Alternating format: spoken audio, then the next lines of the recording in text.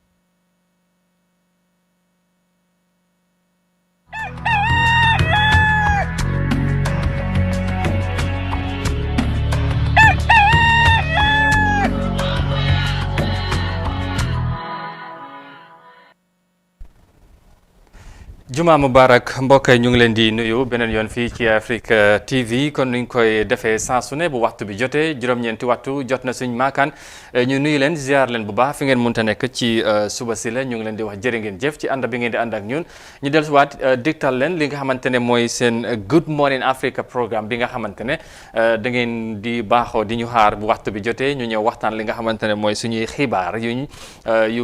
wérti wóor ñu waxtaanee ko of course bu loolu weesoo tamit ñu daal di waxtaanee xew-xew jamono xam ngeen ne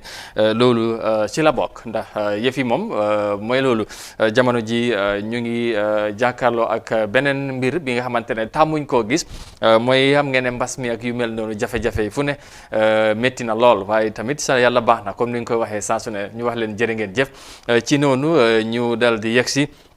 si ñu ñoo àndal ci jotaay bi saa su ne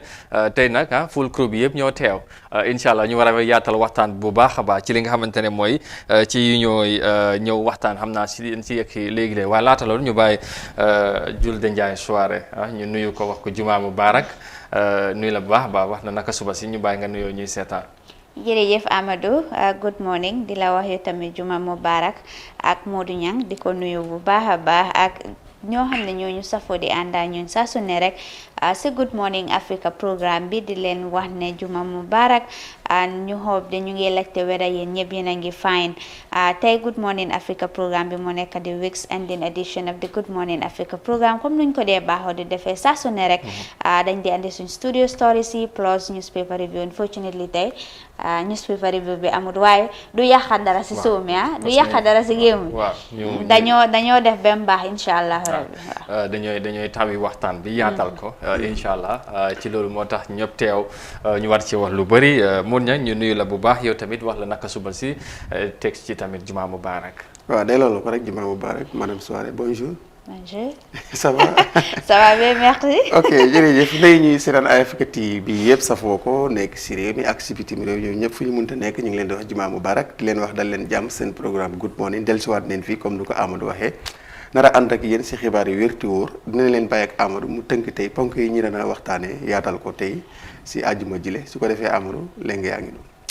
jërëjëf Modou Mohamed Niang ak Julde Ndiaye soirée ñoom la ñu bokkal jotaay ji kon nuñ koy defee saa su ne su ko defee ci noonu ñu dal di yegsi ci yenn ci ponk yi nga xamante ne tey nañ ko waxtaane dina ci bokk curfew bi nga xamante ne dal dina jeex ci réew mi démb ci guddi ku ko wax mooy ku yore kàddu nguur gi moom Ibrahima Sankare ci bataaxal la ko dal di xamale loolu nañ ko waxtaanee ci kanam tuuti tamit am na yenn amendments yi nga xamante ne am na ci regulations yi nga xamante ne nguur gi tegoon na ko ci wàllu marché bi doxalin ni ak yu mel noonu loolu tamit dina am kenn ki nga xamante ne bokk na ci ñu doon sàkku pour loolu am ñu waxtaanee ak moom ñu jàpp ñu seet daal naka lañ gisee dogal boobu bi nga xamante ne jógeegu na ci nguur gi waaye nag am na yenn régulation yi nga xamante ne ba léegi gars yi nee nañ daal foog mu dox ndax mbas mbaa ngi fi loolu nañ ci ñëw leneen tamit li nga xamante ne nañ ci wax ndax démb xam ngeen ne njiiti réew mi di président Adama Barrow teewoon na ci pencub ndaw réew mi di National Assembly pour wax ak ñoom wax leen li nga xamante ne mooy nguur bi nga xamante ne boobu la jiite ci réew mi doxalin bi ak yu mel noonu ci at yuñ of course ci at buñ jógee ci li nga xamante ne mooy depuis daaw bu mu fa jegee ak léegi ci lu mu diggoon réew mi ak Gambien si ne nguuram dana ci taxaw dafa mel ni yenn ci loolu la doon fàttali wala sax indi li nga xamante ne ab leeral ak jafe-jafe tolof yi ak success yi nga xamante ne nguur gi amal na ko loolu tamit nañ ci dellusiwaat incha allah yooyu ak yeneen ponk suñuy waxtaan tey ci jotaay ji la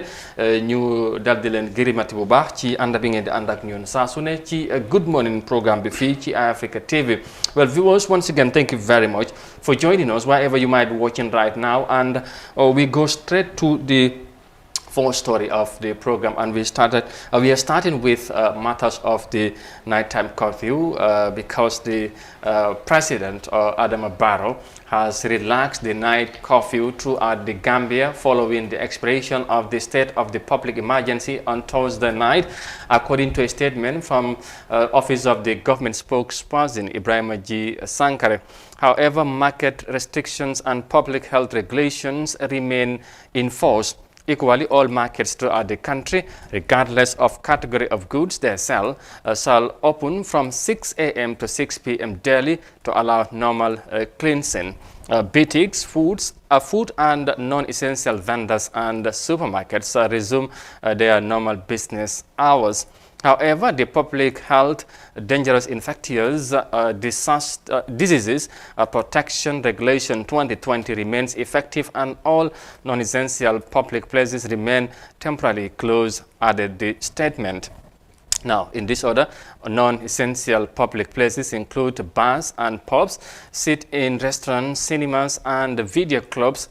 gymnasia, night club and music lodges, and group events at beaches, casinos, gaming parlors, and sporting fields. Similarly, the prohibition of public gatherings is still in effect, and gatherings for events such as naming, of course, christening, weddings, and other social events, and children roaming the streets unaccompanied by an adult. Any person who violates these orders commits an offense and is liable on conviction of a fine of $1,000. All other regulations on the compulsory wearing of face masks, closure of air, sea and land borders of the Gambia, and penalties for spreading false information on the coronavirus pandemic also remain in place. Now, of course, joining us on the line to discuss on the amendment market regulations is Sedina Kebe, the Secretary General of the Serekunda Market Committee. Mr. Kebe, ñu ngi lay nuyu di la ziar bu baax ci suba si. maa ngi naa fay di leen wax jërë ngeen jëf rek si oote bi. jërëjëf ci noonu ñu door waxtaan bi rek kon ni nga ko waxee yow yaa bokk ci ñi nga xamante ñoom ñoo jiite Serekunda market bi mooy marché bi ak tamit mbootaay bi nga xamante ne bokk nga ci ñi nga xamante ne wala bokk nga ci ñi nga xamante ñoom ñoo doon sàkku pour nguur gi xoolaat ci yenn ci doxalin yi nga xamante ne mooy tegoon nañ ko ci kaw marché bi ñii teel a ubbi ñii teel a tëj ak yu mel noonu tey ñu gis ne nguur gi dafa mel ni déglu nañ leen tey ñu ne ñëpp nañ ubbendoor tëjandoor ci li nga xamante ne mooy ci marché yi naka ngeen déggee xibaar bi démba buñ ko waxee. waaw loolu dëgg la man bokk naa si ñi nga xam ne nii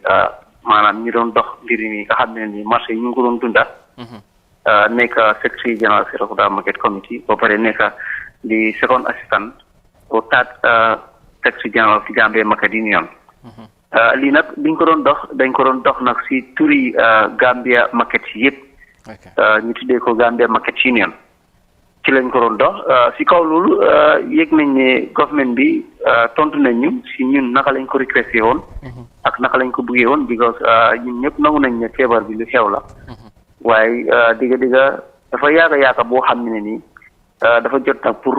ku ci nekk yow nga laaj sa boppa so lii moo tax ñun ñu call marché yi yëpp ñi nga xam ne nekk Gambia ñu ne kon lii war nañ ci toog ñu waxtaan ndax ñun ñëpp ñu ne marché yi yëpp marché bu nekk rek am na comité léegi ñu ne kon nañ oo comité si ñu toog ñu waxtaan seet ban solution la ñuy jël si lii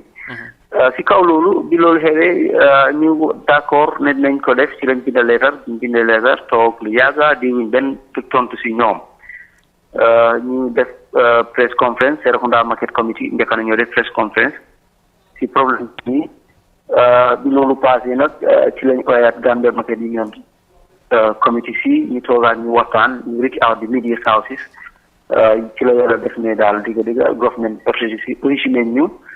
waxtaan nañu ak ñoom digga la nag bi ñu waxtaanee ak ñoom itam ñu riis suñ concern wala ne ñoom yëg nañ ñu suñ complain waaye ñu ngi doon wax rek ñoom leen jox time pour ñu tam ñu mën a toppatoo li ñu war a toppatoo. danañu consider waaye si kaw loolu bari na suñu membres yi wax dëgg yàlla ñu bari meroon nañ si plan bi ñu defoon no dañoo def state of emergency dañoo def sit down strike at the time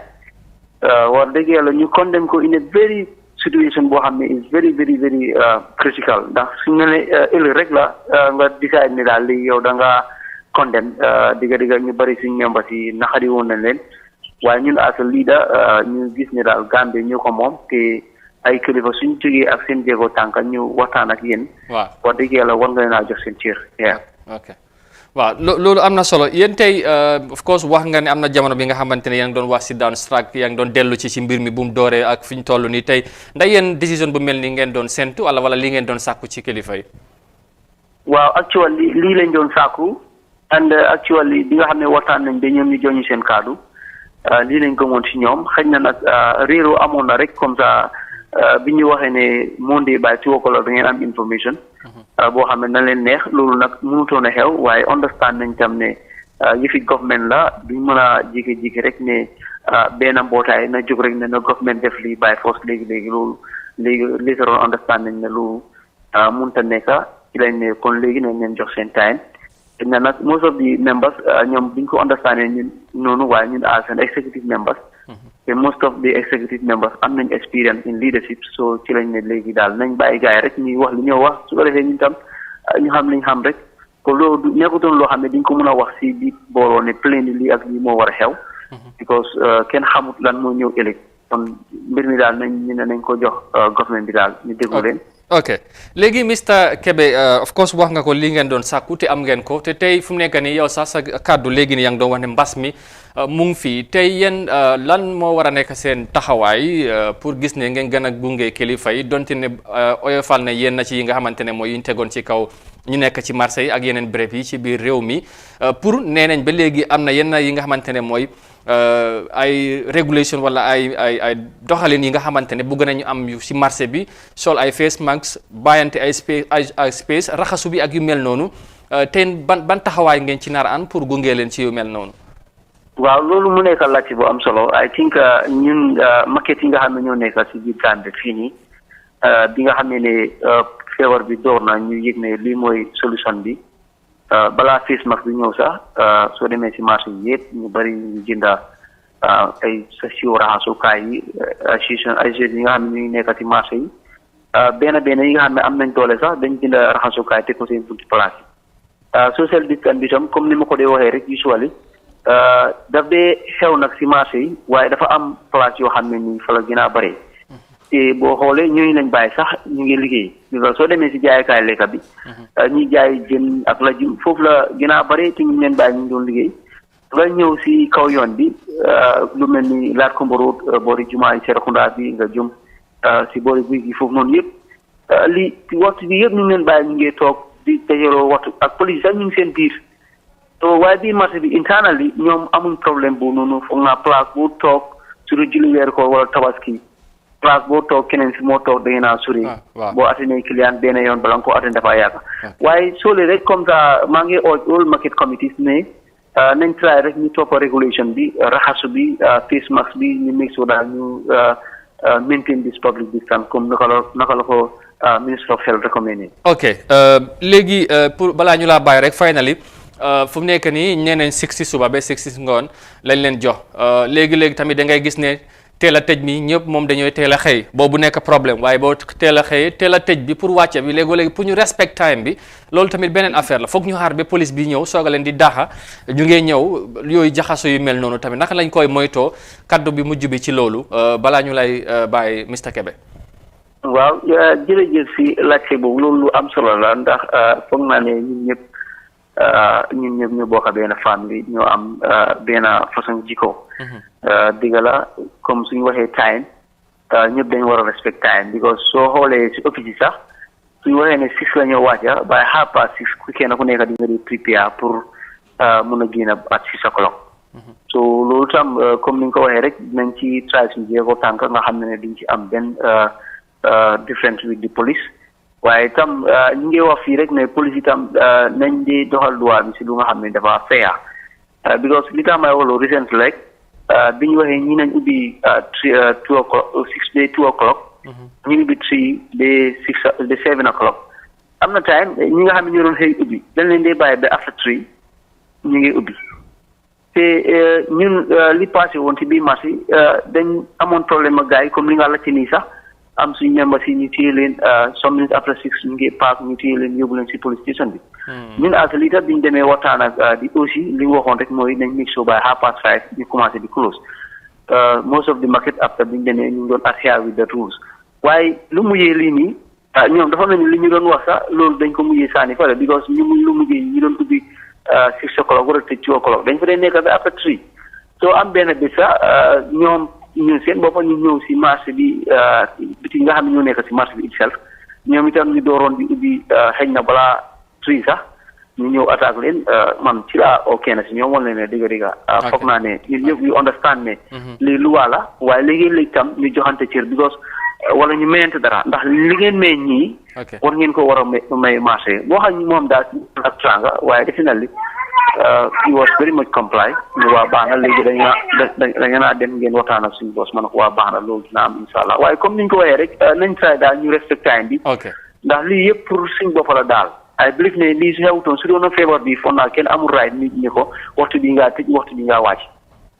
alright ñu fàttali rek Serena Kebe moom mooy secrétaire général bu Serekunda Market Committee bi bokk tamit ci yi nga xamante ne mooy ci Gambia Market Union ñu doon sàkku pour nguur gi seetaat ci yenn régulation si wala doxalin ci kaw marché bi ñu ngi lay gërëm bu baax di sant bi waxtu bi nga jël pour wax ak ñoom ci suba si la jërëjëf thank you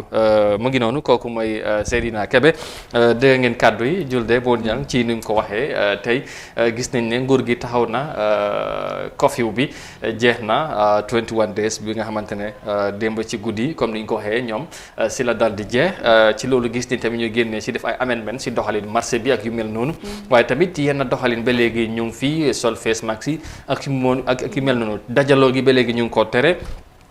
social events yi yu mel ni ngente ay ceet ak yu mel noonu ay daayira ak yooyu yëpp fu mu nekk ni ba léegi ñu ngi koo daxalu dem ci bij bi ci gym yi sports ba léegi yooyu yëpp fu mu nekk ni doxatut ci réew mi because of mbas mi mu ngi noonu ban jàngat nga ci mën a jàpp. waaw am na solo xam naa suma mbokk joola yi ak séeréer yi moom dañ kontaan trop ndaxte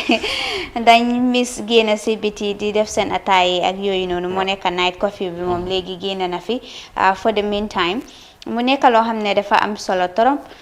lockdown bi daal dafa cause a lot of things because even démba sax President Adama Barrow si State of the Nation address bi mu doon wax ne the number of jobs more than 52,000 jobs were lost due to the lockdown so gisee daal lockdown bi in another way one can say that when you are to analyze mun nga wax ne am na both negative and positive negative in the sense like people lost their jobs and all that and the positive aspect of his government mun na laa wax ne okay mun na am dafa dimbale pour cope the spread of the virus in the country here so lii daal I think lu gën a am solo Amadou moo nekk ñi ñi strike a balance market si dañ leen ubbi fu mu nekk nii daal waaye déggaguma lu mooy naka Modou Niang déggaguma lu mooy tamit si this new regulations I don't know whether lu mooy tamit dañoo consider gaay because even recently sax dañ def a story livestock department bi gaay ñu ngi ñaax government pour mu dimbale gaay ñu ubbi lu mooy but even with this new amendment sa gisuma foofu noonu dégguñ fa ay mbiri luumo market si rek lañ dégga te fu mu nekk nii daal I think loolu tamit dañ si war a seetaat bu baax ndaxte market si ñi ñi foofu lañ dee gën a bari ñi ñi foofu dajaloo bi foofu la dee gën a bari spread bi pour mu spread foofu la gën a bari and all that so loolu mu nekk loo xam ne daal dafa am solo but another issue tamit ñu bari tamit ñu ngi wax ne the emergency regulations yi tamit dañ ko further ease social media because fu mu nekk nii soo ko xoolee fu mu nekk nii next month moo nekk di tourist season bi lañ ko open te suñ ko openee pour attract more tourists in the Gambia you have to open some of these things gym sporting restaurants yi you know and casinos yi foo nga open ko you know pour nit ñi tourists yu nekk di ñëw si dëkk bi beaches yi pour ñu mun a enjoy you know some of the beautiful things that the Gambia has to offer. So loolu noonu mu nekk loo xam ne daal dafa am solo to I think moo taxit governments moo make a decision Amadou I think ne it's very important gaa ñu xool all aspects ñu bari sax ñu ngi ŋaañi government bi di wax ne ñoom they are only there for the interest of you know for their own interest but not the interest of the people so they only do things when it favors them but I think ne lii daal suñ ko def daal nañ ko def rek for the benefit of the people te face masks social distancing wosin yooyu noonu man foguma ne léegi mun naa am penalty or any regulation pour nit ki mu war koo def because ñëpp xam nañ ne léegi mbas mi mu fi ñëpp xam nañ ne it is here so I think ne man dama teg ne léegi nit ñi war na ñoo miin loolu léegi you know ñuy yàgg na fi face mask social distancing ay yooyu noonu these are simple things yoo xam ne like kenn waruloo xaar sax nguur gi ñu ne la defal lii ba ñu la you know charge foofu noonu or di la penalize waaw mu ngi noonu moon ñang ban jàngat nga ci am tey bu gàtt rek because time bu gàtt rek léegi mooy comme ni mu ko waxee xam naa ne gars yi li ñoo plan comme que li fi mu ngi ñëw ubbi si ñu ne xaaral ñuy continuer tëj collapse restaurant yi nga xam ne time bi ñu ko ubbi dafa jegewante ak tourisme bi di starté xam naa ne plan boobu la government bi am waaye loolu yëpp xam nga seen interest moo ci gën a bari su ko defee am na solo bu baax comme Kébé leeral na yëpp waaye di wax ne rek ñoom itam market union seen mandate war a nekk rek si state emergency bi si marché li ñu fa war a régler dafa bari soxla yi bari mu ngi fa marché yi bari amuñu woon ak marché yi bari dafa bari mbalit ñoom den war di meeting di dem di meet area council si municipal si pour ñuy jéem a responsible because ñoom ñoo dee dem fayeeku leen seen fayeeku everything so lu si nekk dafa bari seen mandate bari na trop waaye bu ñu ko emala jot si public state emergency bi so loolu nekk na lu si gën a am solo aja mu ngi noonu am na kuy wax suuf si daal waaye du ma la wax dara mu ngi noonu su ko defee loolu mooy li ñu jàppoon rek li nga xamante ne war nañ koo mën a indi ci li nga xamante ne mooy ci dogal bu nguur gi jël ci wàllum marché yi tamit jul dem na wax sax ci affaire fine bi mooy ku xet ci yenn régulation yooyu mooy sarta yi ay daan mun lañ la fekk ba nga mun see fay $1000 soo su ko defee ñu moytu bu baax ci lu ñàkk ànd ak sarta yooyu kon nuñ ko waxee gannaaw loolu ñu wey wax ci leneen ba léegi ñu del ci xew-xew yi démba njiiti réew bi waxoon naa ko ci ndorte bi la démba mu ngi woon fale ci National Assembly bi ci pencum réew mi pour dar di wax ci doxalin yi réew mi gannaaw bu mu fa mujjee daaw ci loolu nag la ñoo yegg si ñu déglu ko ak ànd ak report bi laataa ñu see xuus bu baax wala gan cee wax. Now we'll move on to our next story because President Adama Barrow has said that the Gambia is expected to lose an estimated $2.3 billion due to the decline in import duties and other tax revenue as a result of the pandemic. The Gambia leader was speaking at the National Assembly chambers during his fourth State of the Nation address on Thursday. Julden Jai Suare has more of that. The expected loss in revenue from import and tax represent 2.4% of the Gambia's gross domestic product. An initial analysis shows that the GDP growth rates for this year could decline from 6% to 2%, according to the Gambian leader. Based on the current situation, an estimated 20% of expected revenue will be lost. The total estimated fiscal impact from the decline in import duties and other tax revenues is $2.3 billion. That is 2.4% of GDP. The Ministry of Finance and Economic Affairs projects that the fiscal deficit will widen from 1.5% of GDP to 2.1% of GDP. President Adama Barrow said his government had to resort to cuts and reallocation of funds from travel, training and workshops into much needed areas as the coronavirus pandemic arrives in the Gambia. Certain budgets line expenditures have been reallocated to the Ministry of Health for COVID-19 related expenditures. This decision has affected almost all ministries, departments and agencies. The Ministry of Finance and Economic Affairs was forced to make further budget cuts in the face of declining revenue in recent months and the expected loss of revenue for the rest of the year. With decline in revenues and the need to provide humanitarian assistance and support businesses during this period of economic downturn, Barrow said the government is faced with a challenging task in the coming months. The Gambia has been experiencing a slowdown of economic growth due to the reduction of economic activities as a result of the COVID-19 pandemic. But the Gambian leader assured that no matter the impact, government has already devised post-pandemic plans to protect the lives and livelihoods of Gambians. For iAfrica News, I am Julde Njai Suare. All right, thank you very much, Julde. And of course, I'll turn to Julde also, so you can discuss more of that. Dafa mel ni Covid bi pandemic bi te tamit foog naa ñu bari séntu woon nañu ko ndax foog naa ni finance minister bi moom moo njëkkoon na alaat réew mi ci li nga xamante ne mooy ci nuñ nar a ñàkk ci ay am ci lu war a dugg ci gafaka réew mi bu fekkee ne trend bi continué na ci luñ commencé dundee di bi match ba léegi tey nag ñu gis démb tamit président Adama dellu ci yu mel noonu wax ci yenn ay amans yu staggering yu mag yi nga xamante ne nguur gi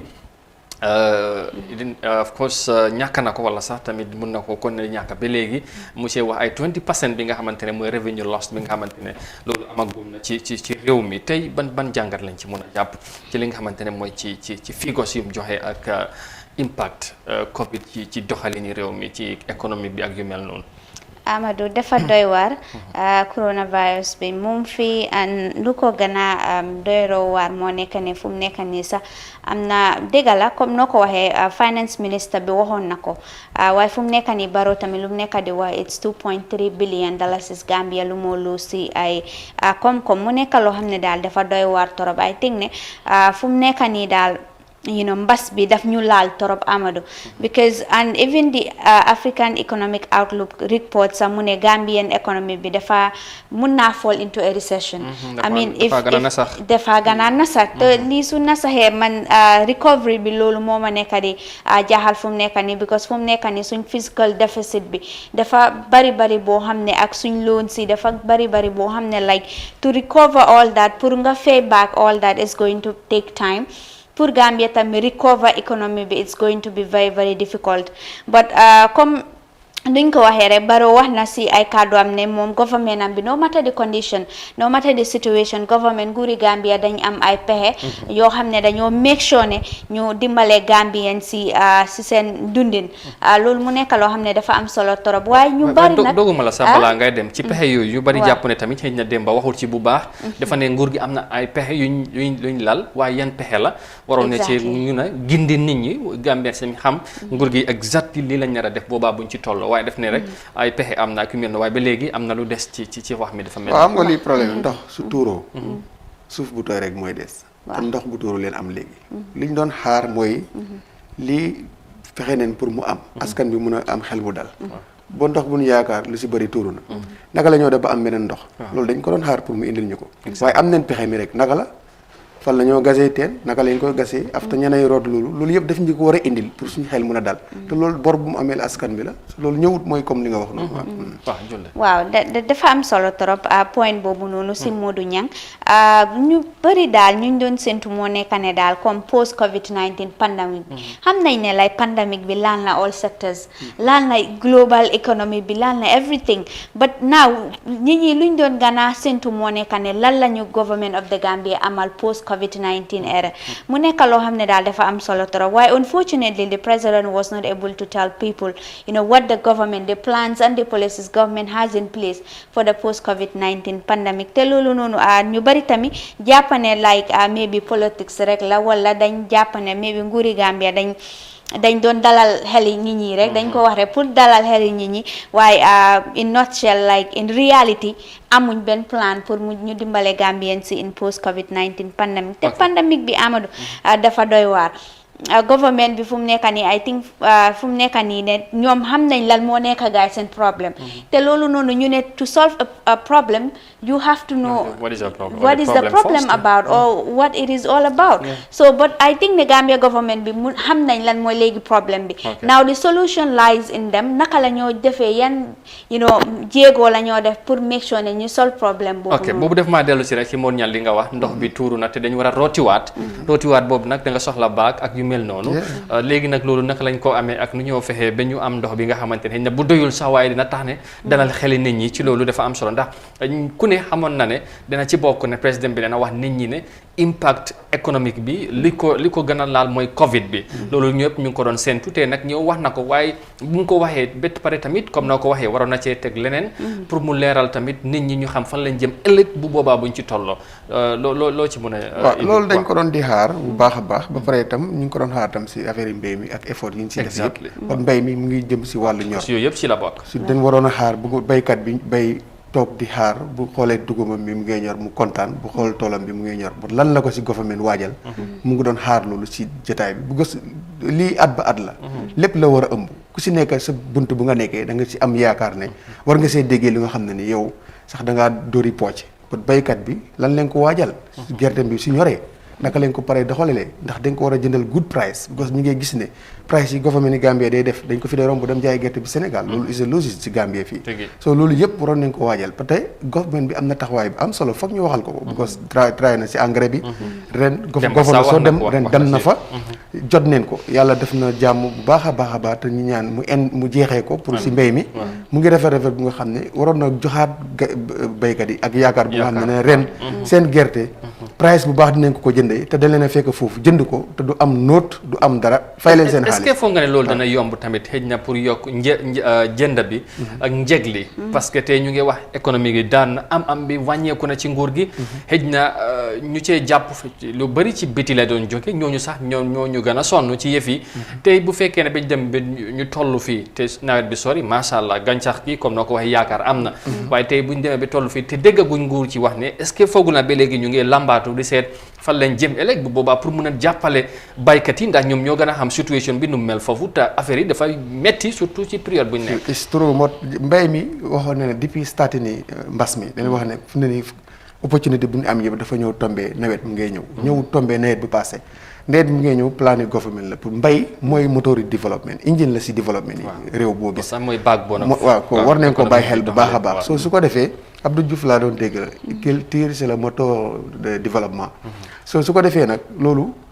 dañ plan la boo xam ne warta fiir even suñoo break kees bi sax comme ni ko gars yi di waxee dem fexe mbay mu des si biir réew mi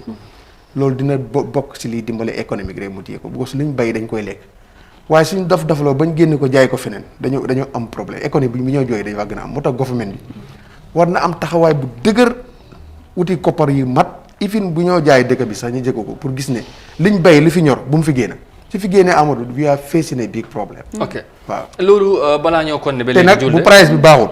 daf fee génn kanaa ñi tëj booda si because gars yi tamit sala cabinet booda neexul a tëj loolu gis ne daaw dama dajee ñeneen benn trop ma ne la yéen fa leen demoon ñu ne dañ jaay woon gerte Sénégal soo ma ne leen yéen lu tax mu ne ma xam nga lu ma wax yéen jëndu leen price bu baax so automatiquement man boole na ma si government bi xam nga léegoo-léegi damay dégg ñi ne ci baykat yi di wax ne lu leen di gën a métti léegoo-léegi mooy ñoom dañooy toog ci juróomi weer di waajal ay juróomi weer ba ay ñeenti weer ay juróom benn weer si waajtaay nawet bi ruuj mi ak yu mel noonu nga ñëw ba ci nawet bi ñetti weer nga sonn si waaye te yow li nga loolu yëpp li nga am ki la koo jëndal moom mooy toog moom ci AC ci office am mu détermine ne man price bi laay jëndee kii lim liggéey coono boobu yëpp moo tax tey at bu nekk rek gis nga baykat yi ñu ngi gën a sonn mbay bi ñëw si taax yi te mbay mooy taxawal dëkk te ñu ngi bëgg wax nit ñi nañ dellu ci mbay mi waaye li war a tax nit ñi am yaakaar boobu bi dellu ci mbay mi dafa mel ni loolu gisaguñ ko beneen ponk bi mu bëgg ñu laa rek jul de mooy président bi wax na ko mu ne nee na yéen a ci dépenses yi nga xamante ne nguur gi daf ko doon def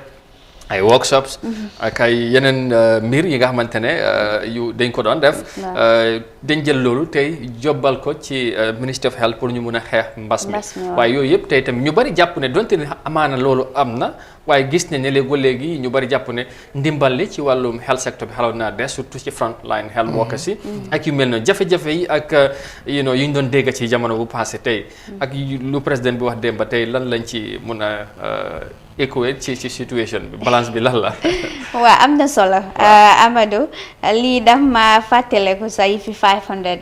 million dalasi boobu noonu boo xam ne tudd na ko de waaw 500 million bi mu ne boobu noonu waaw naka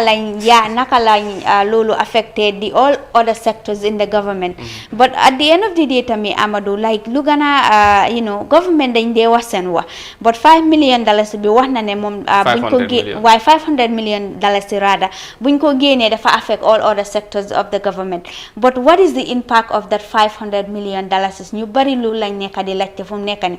gis nañ ne woon amoon na coow tuuti social media bi tàngoon na ñu bari di laajte naka 500 million bi foo leen ko def si lan ngeen ko dugal xam nañ ne si health sector bi la pour coronavirus but on what exactly su dee ne material la or equipment or other personal equipment yoo xam ne frontline health workers yi loolu lañ nekk di use ñoom sax génne nañ ñu ne sax dañoo def sit down strike ndaxte amuñ those things amuñ ay allowance ak yeneen so loolu yëpp Amadou daf laa woon ne sometimes danga even sa xel dina ñaaw si yene yi dafa tey te dangaa laajte sa xaalis boobu noonu fan la duga ndaxte fu ñu wax foofu lañ ko duga ñooñu sax ñu ngee génn ñu ngee bugg a threaten pour sit down strike ndaxte amuñ ko so loolu mu nekk loo xam ne daal dafa doy waar mun ñaam foog naa ne gis nga dégg nga ko mu ngi noonu jàngat bi jàngat bi am na solo boo ko doon def fii ba programme bi jeex buntu bu mu tudd rek mun nga si am loo jàmbat li si des dafa waaye comme ni ko yeneen gars yi di waxee ñu bëri ne dafa tàngal ceeb rek benn cin bu desoon démb boobu la gars yi tàngal opposition yi ñoo ko waxee noonu xam nga am na kuñ fi am démb soo léegi nag dañoo xaar tam ñu prépare ñi benn cin bu ees ndugguli everything bu rëcc so loolu si seen loxo la nekk ñoom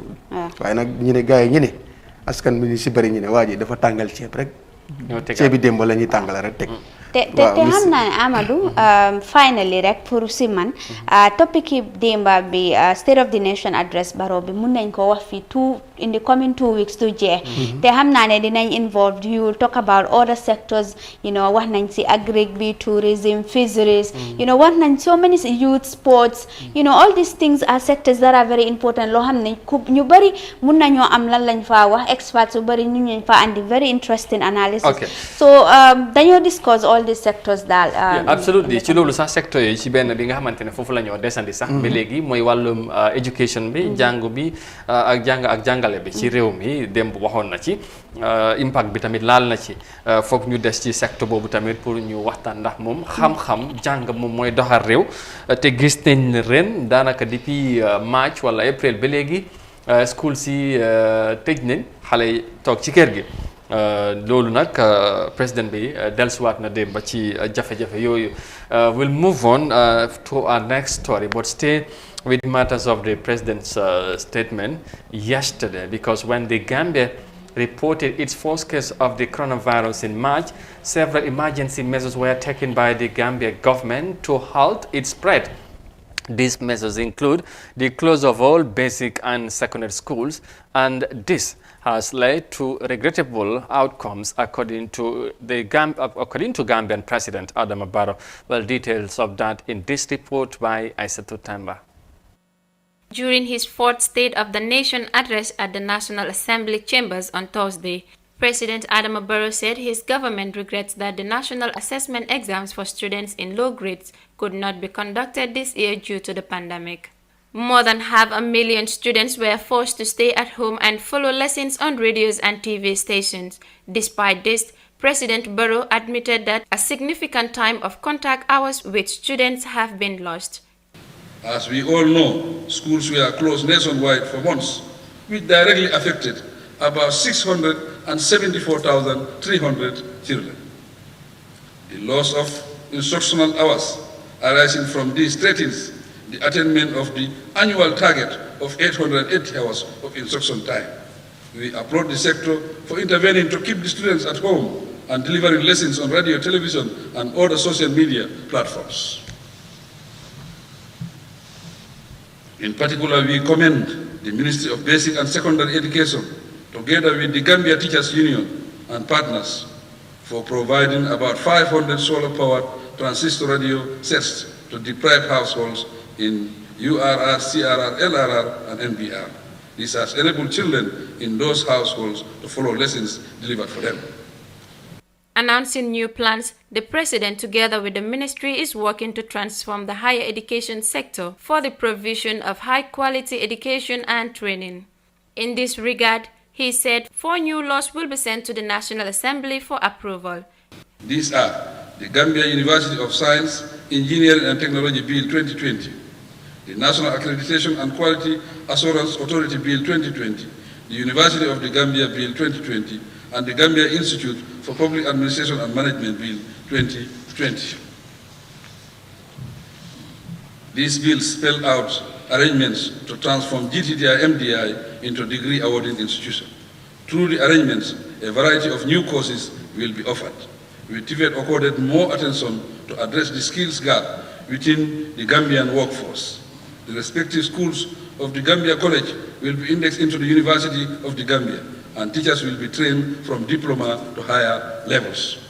Through the arrangements, a variety of new courses will be offered with technical and vocational training, accordant more attention to address the skill gap within the Gambian workforce. And the respective schools of the Gambia College will be indexed into the University of the Gambia, and teachers will be trained from diploma to higher levels. Reporting for iAfrica News, I am Aissatou Tamba. waaw jërëjëf Aissatou Tamba da reporting and waaw mu ngi noonu waxoon nañ ko Gambian education sector also affected or hit by the COVID-19 pandemic like many other sectors anyway in this country, as highlighted by the president yesterday during his State of Nations address to the parliament. Yes, Julde yaa ngi ko doon wax ne lii mun nañ koo wax fii ay fan ay week si kanam statement bi dafa laal pàcc yu bëri ci jafe-jafe yi nga xamante ne mooy indi na ko ci réew mi mun nañ mooy ci wàllum jàng bi tamit ak jàngale bi ay xale yi nga xamante ne daanaka jóge nañ lu ëpp 500 xale yi nga xamante ne day affecté ci basic bi mooy ak secondary level bi ñu gis tamit initiative bi nga xamante ne Minister of Basic and Secondary Education amoon na ko xëj na ñu bëri am sax ñu ŋàññi taxawaay bi mooy jàng télévision bi ak rajo yi ak yu mel noonu impact bi mooy jeexetal bi ci nit ñi ci jubluwaay bi perhaps luñ ci bëggoon mooy xale yi mun cee jàng pour mun a waajal exams waaye gis nañ yooyu yëpp mënut a am antuwul pour ñu mun a def examination luñ ci gis rek mooy grade 9 ak 12 ñooñu def nañ ko président bi sax wax na ko démb waaye tey boo leen ci doon def jàngat rek ci nan nga mën a jàpp ci jafe-jafe yi nga xamante ne Covid bi laal na ko ci wàllum jàng ak jàngale ci réew mi ci ni mu ko waxee. waaw am na solo bu baax comme ni mu waxee ne ministre bi jëloon na dogal am pexe yi mu def di ci jàngale si mbiri internet ak rajo yooyu loolu waaye loolu ku nekk xam na ne xëy na mun na wax ne éne bu rafet la. pour nekkutoon lu mun a daj ci réew mi. because facilité si yum laaj pour ñëpp mun a am accès pour bénéfice si. loolu moo amul ci réew mi. waaw waaye wax naa joxe nañ ay rajo. waaw joxe nañ ay rajo waaye ok ak yooyu nu mel noonu joxe nañ ay rajo but am na some areas yooyu dem ñooñu am na suñu student yi nga xam ne ñooñu seen papa yi amul sax amuñu radio. kooku pour bu mu war a jàng si réew problème mooy te loolu suñu waxantee dëgg lu ëpp si student yi fulaa lañ ko woon fayda lañ ko. gis nañ sax tamit. because dafa lu mu laajte ñu si bëri amuñ ko bu dee si télévision fii ku ñu si bëri amuñ seen kër yi amuñ courant wala courant du dañ am. loolu bokk na si gàllankoor yi donte la yéene bi rafet na si dee si radio am na si radio yu nga xam ne mais bi àggu si ñeneen ñi bu ko soo demee provinces benn radio ñoo fa mun a àgga kooku si lan la bénéfice donte le mu ngi wax ne am na ay transmetteurs yu bëri yéen fi joxe séddale ko si region si bëri si gox yi ak gox xaati waaye dafa nekk lu nga xam ne ni pour mu àgg réew mi ñoo àggut si facilité boobu pour nit ñi am ko ifin 75% réew mi liñ joxee nii pour jàng façon ngi jàngale bi xeeti jàngale boobu benn du romb 5% ñi si bénéfice si students yëpp si Gambie bi parce que ñi si bëri Greater Banjul area but after ñooñu rek xale yi ñoo ko defoon seen bopp yi ñi si bëri sa la ñu ne naka la ñoom dañ mën a jàng si rajo because lu ees la woon kanaa ñu jëm ko saxal in case mun na dimbale jàngalekat yi si yeneen ak yeneen te lu ñu war a lawal la waaye loolu dañoo war a gis ne bu boobaa courant bi dafa war a am dañ bu boobaa ñu gis ne internet bi baax na amoon na si problème yu bëree bëri ñu gis ne tam community radio aussi si biir gox gi ak goxaat yi am na ba nga xam ne ni façon yooyu dina doon mën a daj waaye Amadou yéene bu rafetloo pour gis ne nit ñi dem jàngi ko waaye lii tax mu àgg si nit ñi loolu la réew mi amul moo tax ñi si bëri jot na si bénéfice bi xale yi si bëri dugal loolu moom dañ ko doon dégg rek comme léeboo lippee ok Julde déggal lu ci moon ñam wax te tamit ñu bëri jàppoon ne xëy na mbir yi noonu lay demee dan of course perhaps yéene bi ak jubluwaay bi rafet na waaye outcome bi impact bu mu war a am ndax dina ko am gisoon nañ sax ay yenn ci député di ci wax nde dépense buñ ci dugal foog naa ne about $30 million si lañ ci dépense ak yu mel noonu donte ne nee lañ sax ci ay ndimbal bi nga xamante ne ci biti la jógee nekkul nguur gi moom moo ci dugal loxoom waaye tey lan lañ mun a xaar ëllëg ci ndaw yi buñ dellu si waatee ci école bi wala ci school bi because tey yaa ngay gis ne ñu ngi ci weeri septembre te normally school si la war a ubbi bu yàggul kilifa yaa ngi doon waxtaan yan pexe lañ war a mun a lal pour gis ne xale yi mun a dellu ci classe si waaye loolu tamit dafa war a ànd ak dépense te ñu bari jàpp ne du yomb pour ñu gis ne loolu xëy na nuñ ko bëgg a defee expand time in jàng bi ba ci weekend bi sax mel noonu démba président bi wax na ko double shift ñi ñëw suba ñi ñëw ngoon wàññi tamit xale yi seen dajalo bi ak classe bi yooyu yëtee buñ ci tolloo ndax foog nga ne Gambia mun nañ cee doxal comme ni mu waree. waaw Amadou moo taxit moo décision bu government make rek daf dee am an impact whether positively or negatively waaye daf dee impact nit ñi likewise tamit comme this online session si moo ñaa wax na ko moo taxit balaa ñoo def decision dafa important torop pour gaa ñu analyse the loopholes in the country ñuñ lan lañ am what can we work with. The online thing, it was a good initiative when you bari ngani nañ ko even in the during at the beginning so even university students ñu bari waxtaan nañ ak ñuñ ay Africa te wax nañu ne like naka li it's like lectures they are not effective and all that te I'm sure ne other institutions tamit mun nañoo wax loolu waaye when it comes to now the reopening of schools ministry bi wax na ko but another issue moo nekk ne yan jéego lañ am xam nañ ne for it's a must pour nga provide face masks you know for these things you know thermometer yi nii wala hand washing facilities yi enough water at schools and xam nañ ne there are certain schools in the Gambia here amuñ ndox definitely understand nga so amuñ ndox so ñooñu what are the plans that government is having to make sure ne waaw ñooñu those people are catered for. With all those factors yi ngay wax ni kon jàpp nga ne kon xëj na xale nañ dellu si classe yi anytime soon.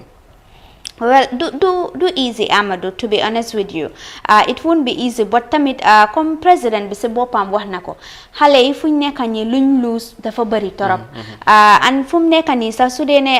the impact of the online stuff soo ko wéyee sax most people will tell you it does not have much impact. I think ñu bëri tamit dañ believe ne xaalis boobu noonu dañ ko waroon na keep bedtime bi su jotee mun na am duñ doon am these constraints and all that xaalis boobu noonu dinañ ko fa dugal rek waaw ñu start secteur bi moo wax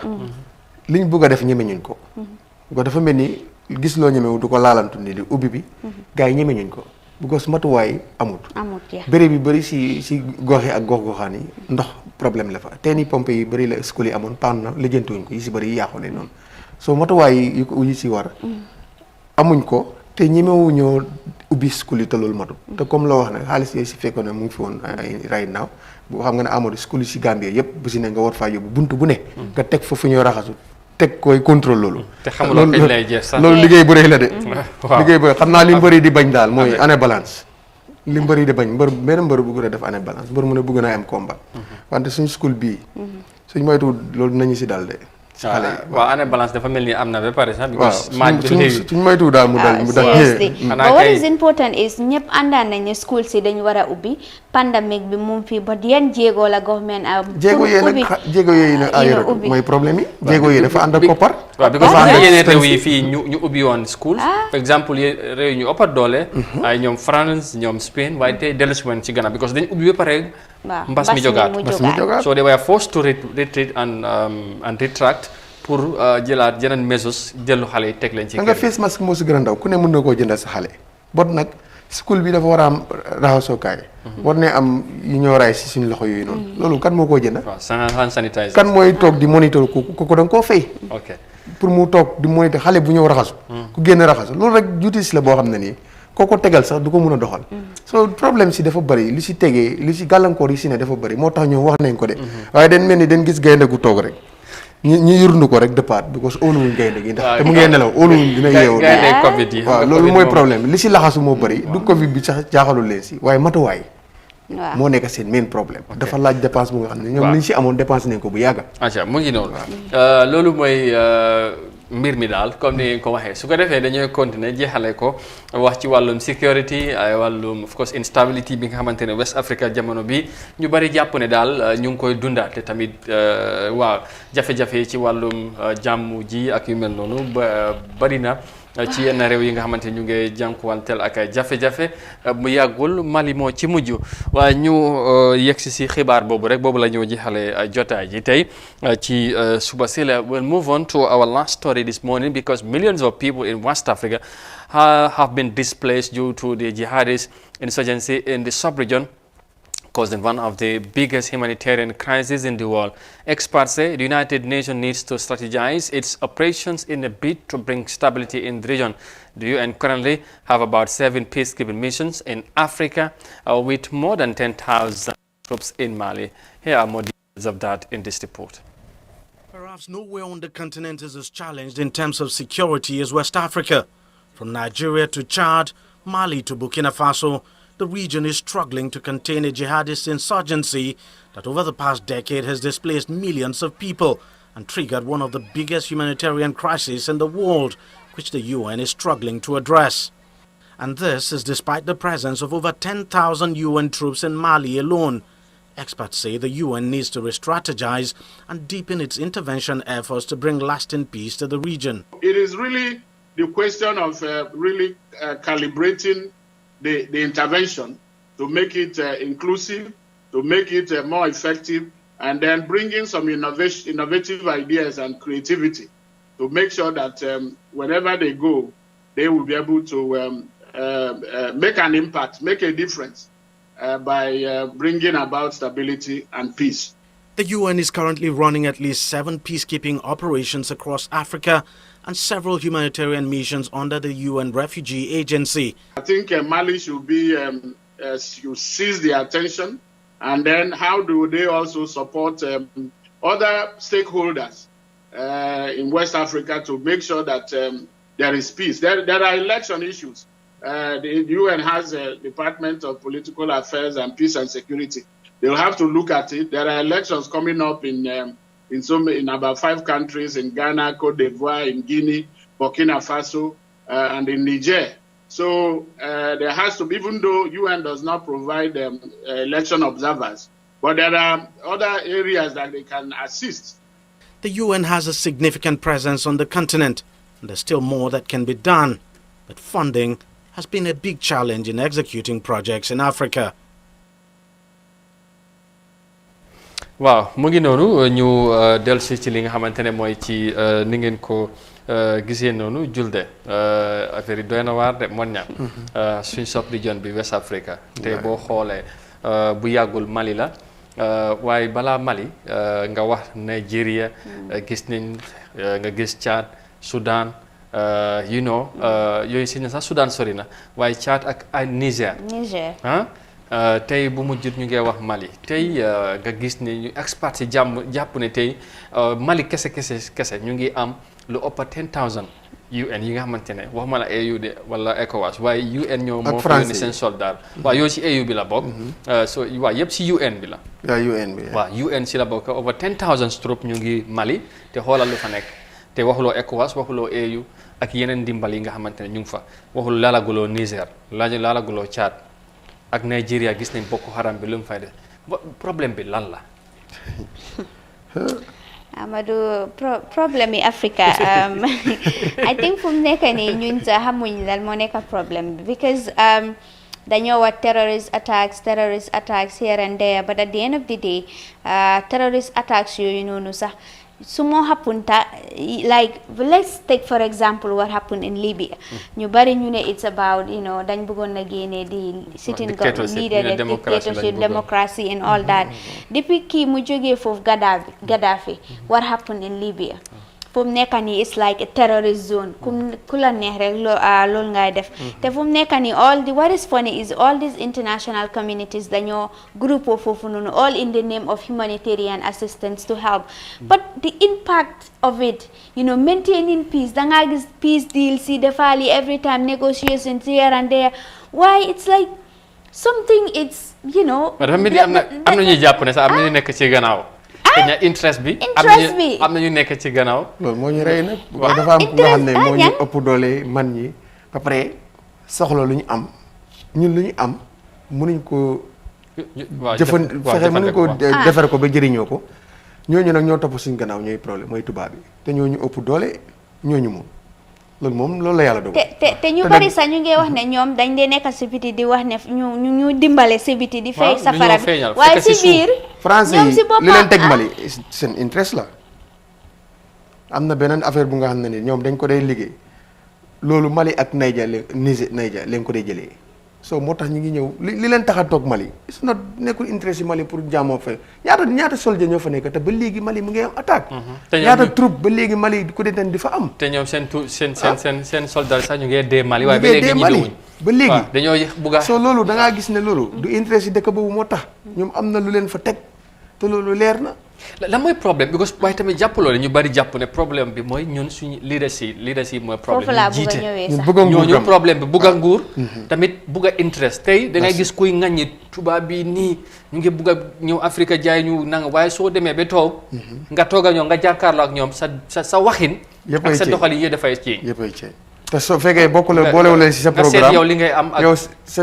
dootoo am dara si biti say lépp si biir lay te soo xoolee tamit ñëpp ñi nga xamante ne ay bañkat lañ wax gisee seen bopp ay pan africanisme well before jamono ji ñooñu yëpp dañ leen di wax ay dictators xeex leen ba ñu jógee fii wala ñu rey leen te ñooñu foog ñu nekk dictators because ñoom ñoo leen bàyyi duñ bàyyi seen nit réew yi ñooy suqal si suuf waaw bañkat yi yëpp lu lañ leen di wax so this is the problem ñun lii leen am problème waaw ñun xam nañ ne Afrique lii benn ñun den bëgg nguur te suñ ku si nekk si nguur doo dee seet interest si réew mi li si gën a bari sa interest si parti ak naka ngaa def ba am nguur this is the problem because fu mu ne yàlla boo séntu second mandat yow dootoo lijjanti leneen naka ngaa def ba toog ba wiin élection bi ñëw mooy nekk sa main target dina tax sa ba lépp loo doon am si développement soo moytu nga fàtte ko boo wiinee bu ko ñu ngi laa wax ni xaalis dëkk bi économique nangam xaaral ba 2021 élection ñëw ba nga gis xaalis bi because this 2021 élection Gambia boobu history daf koo bind. incha allah tey boo xoolee ren jamono ji ay ñeenti réew ci 2020 bi ñu ngi waajal élection. Ghana Niger. Côte d'Ivoire ak Guinée. Gambia sax xëy na 2021 la waaye 2020 bi ci réew yi yëpp. daanaka Côte d'Ivoire tension baa ngi rëy. the same thing. ñi séntu ne lim ba nga joxe si Niger Mali nangam. bu la Afrique Coast bett. ak Guinée tamit waajaa nga lànk te du tegu ko fenn.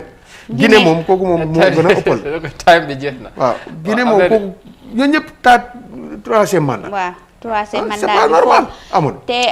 ECOWAS mediators yi soo léegi nag bu ne réew mën a tël ECOWAS yenn seen nit sotti fa ñu néew doole dee ñi seen bakkan. moo tax da ngay waaru. moo tax Mali fii soldats yi bañ a joxe. yow Condé si la ne ñu ne ñoom foog affaire dafa la leer. parce que da nga wax ni transitional civilian rule nga jox civilian ñu jël ñu def seen bopp ay millionnaire loolu dañu wax transition bi nag mu ñëw nekk 10 years nga ne 15 years so I think greedy bi dañ ko war a bàyyi xel African needs should take ownership of Africa ñu xam ne African ñu ñooy defar suñ bopp Africa kenn duñu ko defar ñu jox gars yi rendez-vous ba suba gars yi ñu ngi daje woon ñaan yi waroon nee na ber Condé ak Alpha na ko ne li ngeen ne du dëgg waaw amu leen right laaj troisième amul condition dara waaw acca ñu yem fa ba suba insha allah waaw Monday waaw affaire yi moom jeex na ak Ouattara kay maa ngi naan Condé ak Alpha Sarr ak Ouattara du ma ko jaawale Côte d'Ivoire ak Guinée Conakry dëkk yi daf mën a xari de aja ñu tàggatoo ok waa ji jox gars yi dig daje ëllëg dinañ fi mondial dinañ fi ñëwaat ak xibaar gis naa ne affaire yi mu ngi jaxase du gana ko am nga pan africaniste waaw def na day yëngal yëpp nguur la ma ndax man si gannaaw sax am na yow yëngal fale bëgg nguur la rek bëgg nguur rek moo ñu indi lii yëpp suñu interest rek interest yi parti yow nga feesal del sa famille newele millions of people suffer. waaw ok su ko defee jox gars yi dafa mel ni di gërëm ba Monday waaw suba bi moom ñu ngi ko topp de waaw di jox gars yi di daje ba Monday insha allah to a brand new edition of the Good Morning Africa program till then bye bye from me and di leen wax juma mubarak jërëjëf Julde Ndiaye soirée naka noonu Modou Mohamed Niang ñu gërëm leen sant leen bu baax a baax taxawaay bi amati na solo naka noonu yéen ñu doon ànd ak ñun ci gunge bi ñu ngi ko rafetlu bu baax di leen sant tamit di leen wax jërë ngeen jëf ci safoo bi waaye tamit ci kóolute bi ci ànd bi ngeen leen di ànd ak Kay Africa TV ci suñu ay jotaay surtout Good Morning Africa gars yi ne ne Africa foog ñu gom suñu bopp gën a gom suñu bopp laa mun a wax sax parce que affaire yi daal doy na waar surtout West Africa jamono ji xel mu ngi tey ci bari li nga xamante ne mooy ci doxaleen bi waaye fii la ñoo yemandi ak yéen tey ci édition bi incha allah ñu jox leen rendez-vous next week Monday incha allah bu ci yàlla àndee for another brand new week and edition of the Good Morning Africa but before then we will of course wish you a very very happy weekend and do have a very pleasant afternoon as well. See you Monday, but for now, bye-bye.